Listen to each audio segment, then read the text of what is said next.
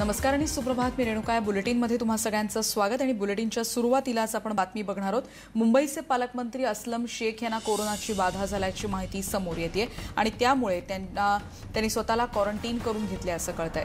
संपर्कात आलेल्यांना खबरदारी घेण्याचं आवाहन देखील असलम शेख यांनी केलेलं आहे. आताची सगळ्यात महत्त्वाची बातमी, मुंबईत आणि राज्यात देखील कोरोना रुग्णांची संख्या वाढतेय आणि त्यात एक महत्त्वाचा अपडेट म्हणजे मुंबईचे पालकमंत्री असलम शेख यांना कोरोनाची बाधा झाल्याचं कळतंय. असलम शेख यांना कोरोनाची कुठलीही लक्षणं सध्या नाहीत, पण खबरदारीचा उपाय म्हणून असलम शेख यांनी स्वतःला क्वारंटाईन करून घेतलेला आहे.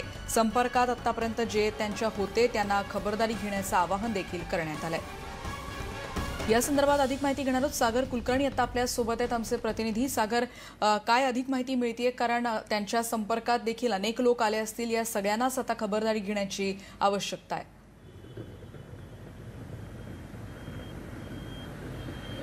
रेणुका, असलम शेख हे मुंबईचे पालकमंत्री आहेत आणि मालाड मालवणी हा त्यांचा विधानसभा मतदारसंघ आहे. मतदारसंघामध्ये फिरणं तसंच इतर ठिकाणी देखील ते गेले काही दिवस जात होते. विशेषतः मागील आठवड्यामध्ये ते मंत्रालयातही वेगवेगळ्या मिटिंग्सला उपस्थित राहिलेले आहेत. अशा परिस्थितीमध्ये त्यांना कोविडची टेस्ट केला असता तो पॉझिटिव्ह आल्याचं समोर आलं आहे. आणि विशेष म्हणजे त्यांना लक्षणं कोणती नाही आहेत असं त्यांनी स्वतः सांगितलेलं आहे, पण स्वतंत्र विलगीकरण करून घेतलेलं आहे. तसंच त्यांनी आवाहन केलेलं आहे की त्यांच्या संपर्कात जे कोणी आलेले असतील त्यांना लक्षणं आढळत असतील तर त्यांनी त्वरित कोविडची टेस्ट करून घ्यावी अथवा खबरदारी म्हणून स्वतंत्र विलगीकरण करण्यात राहावं. कारण की या त्यांच्या संपर्काच्या माध्यमातून अजून अन्य कोणी अधिक अडचणीचे विषय ठरवू नयेत यासाठी त्यांनी केलेलं हे आव्हान आहे.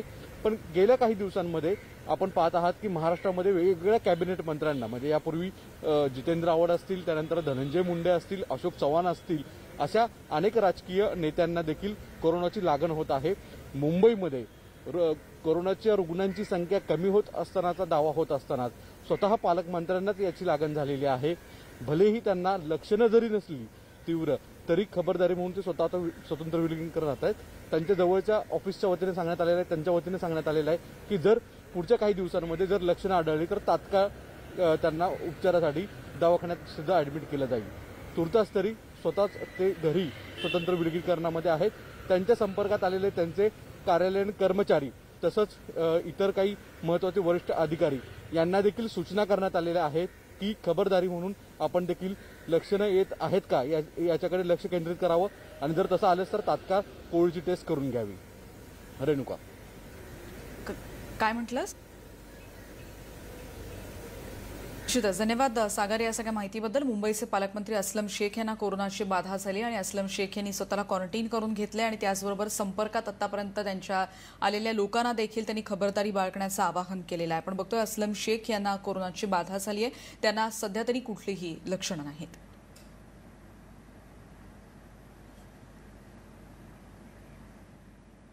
पुढची बातमी आपण बघणार आहोत. देशातली आजची कोरोना रुग्णांची संख्या काय आहे ही बातमी आता आपण विस्तारानं बघणार आहोत. देशात कोरोना रुग्णसंख्येचा नवा उच्चांक आता पाहायला मिळतोय. कारण गेल्या 24 तासात सर्वाधिक 40,425 नवे कोरोनाबाधित समोर आल्याचं माहिती कळते. ही आकडेवारी आता कळतेय. देशातल्या कोरोनाबाधितांचा आकडा 11,18,043 वर पोहोचलाय. गेल्या 24 तासात कोरोनामुळे 681 जणांचा मृत्यू झालाय. आताची एक महत्त्वाची बातमी ती म्हणजे देशातल्या नव्या कोरोनाबाधितांच्या संख्येत आतापर्यंतची ही सर्वाधिक वाढ म्हणायला हवी. गेल्या 24 तासात तब्बल 40,425 इतक्या संख्येनं ही रुग्णसंख्या आता एकूण वाढलेली दिसतेय. प्रशांत लीला रामदास आमचे प्रतिनिधी आता आपल्या सोबत आहेत. प्रशांत, महत्वाचं म्हणजे बघितलं तर ज्या पद्धतीने देशामध्ये 11,18,043 हे जे या देशातले एकूण रुग्ण आहेत कोरोनाचे आणि जवळपास 7,87,000 जे रुग्ण आहेत ते ठीक झालेले आहेत. आतापर्यंत 27,497 लोकांचा मृत्यू झालेला आहे. 24 घंट्यामध्ये आतापर्यंत सर्वाधिक रुग्ण वाढ म्हणजे 40,425 नवीन रुग्ण आढळले आहेत. तर 681 लोकांचा मृत्यू झालेली आहे. जर आपण रुग्ण बरे होण्याच्या टक्केवारी जर बघितली ते 62.61 आहे आणि पॉझिटिव्हिटी ज्याला सकारात्मक रेट म्हणता येईल तो 15.79 आहे. देशामध्ये जर बघितलं आपण तर या घडीला 11 लाखाची जी संख्या आहे ती पार होण्याला जवळपास 127 दिवस लागले आहे. तर 110 दिवसामध्ये जवळपास 1 लाख पेक्षा जास्त केसेस समोर आले आहेत. त्यामुळे या घडीला जर बघितलं आपण तर देशामध्ये रुग्णसंख्या झपाट्याने वाढत आहे. अशा वेळी काळजी घेण्याची जास्त गरज आहे. लोकांनी सुरक्षित राहावं हेच सरकारच्या वतीनं आवाहन करण्यात येत आहे. निश्चितच धन्यवाद प्रशांत या माहितीबद्दल. आपण बघतोय रुग्णसंख्येचा आणखीन एक नवा रेकॉर्ड आणि देशातल्या या कोरोना रुग्णांची संख्या दिवसेंदिवस वाढत चालली आहे. पुण्यातून यानंतरची एक धक्कादायक बातमी